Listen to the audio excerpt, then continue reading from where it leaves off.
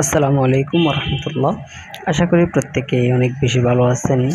So আমরা এখন দেখব বিবিএস জেটে অ্যাকাউন্ট রেজিস্ট্রেশন করার পর কিভাবে অ্যাকাউন্ট রেজিস্ট্রেশন করতে হয়।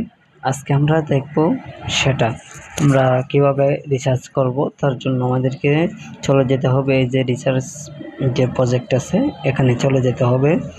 এখানে ক্লিক করার পর আমাদেরকে হচ্ছে কি একটু নিচে আসতে হবে।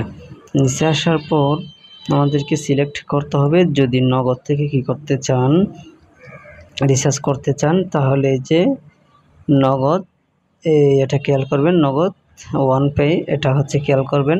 তারপর যদি শুধু বিকাশ থেকে এই অ্যাকাউন্ট এই রিচার্জ করতে চান তাহলে বিকাশ ওয়ান পে যেটা আছে এটাতে কি করবেন, ক্লিক করবেন। সো আমি এখন বিকাশ থেকে করব, তাই আমি হচ্ছে কি এই যে বিকাশ এখানে নিশ্চিত করার অপশানে ক্লিক করলাম। তারপর আমাকে এখানে দিতে হবে আমি যে কত টাকা দিয়ে মানে অ্যাকাউন্ট রিচার্জ করব, অ্যাকাউন্ট ভিআইপি করব সেটা। আমি যেহেতু এখানে 2520 টাকা দিয়ে অ্যাকাউন্ট ভিআইপি করতেছি, তাই আমি এখানে এই 2520 টাকা বসাইছি। তারপর আমাকে এই যে রিচার্জ অনুরোধ জমা দিন এই অপশানে ক্লিক করতে হবে। ক্লিক করার পর আমাদেরকে এরকম একটা ইন্টারফেস দেখাবে, যেখানে এই যে এখান থেকে আপনাকে নাম্বারটা কপি করতে হবে। একটা জিনিস খেয়াল রাখবেন, এক এক সময় আপনাকে এক একটা নাম্বার দেখাবে। হ্যাঁ, এটা নিয়ে কোনো ঝামেলা নেই। ওই নাম্বারটা কপি করে ওই বিকাশে গিয়ে সেন্ড মানি করে ট্রানজ্যাকশন আইডিটা এখানে বসাতে হবে। আমি দেখাচ্ছি কিভাবে কি করতে হয়, 4 মিনিটের মধ্যে আমাকে এটা করতে হবে, ঠিক আছে।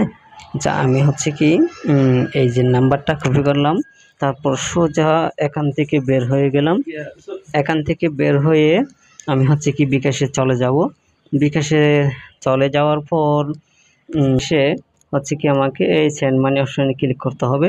সেন্ড মানিতে যাওয়ার পর আপনি এই যে এখানে আপনার নাম্বারটা কি করবেন, এই যে নাম্বারটা কপি করছেন এটা চেক করতে এভাবে পেস্ট করে দিবেন। এই যে নাম্বারটা চলে আসে, তারপর হচ্ছে কি পর্দাফে যে এখানে ট্যাপ করবেন যেভাবে সেন্ড মানি করে আর কি।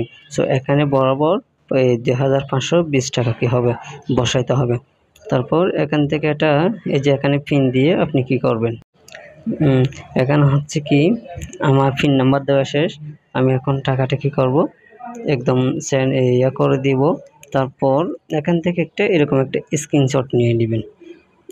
স্ক্রিনশটটা নেওয়ার পর এই যে ট্রানজ্যাকশন আইডি এটা কিন্তু খুবই গুরুত্বপূর্ণ। এটা হচ্ছে কি এভাবে কপি করবেন, কপি করে আপনাকে সোজা চলে যেতে হবে বিবিএস যেটার এখানে যেটা গিয়েছিল এখানে।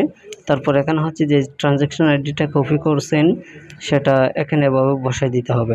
বসাই দেওয়ার পর এই যে নিশ্চিত করুন এই বাটনে আপনাকে ক্লিক করতে হবে।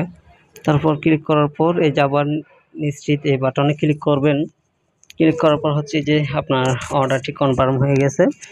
অর্ডার কনফার্ম হওয়ার পর এই যে কিভাবে টাকা কি করবেন, যুক্ত করবেন, তারপর হচ্ছে কি একটু এখানে অপেক্ষা করতে হবে।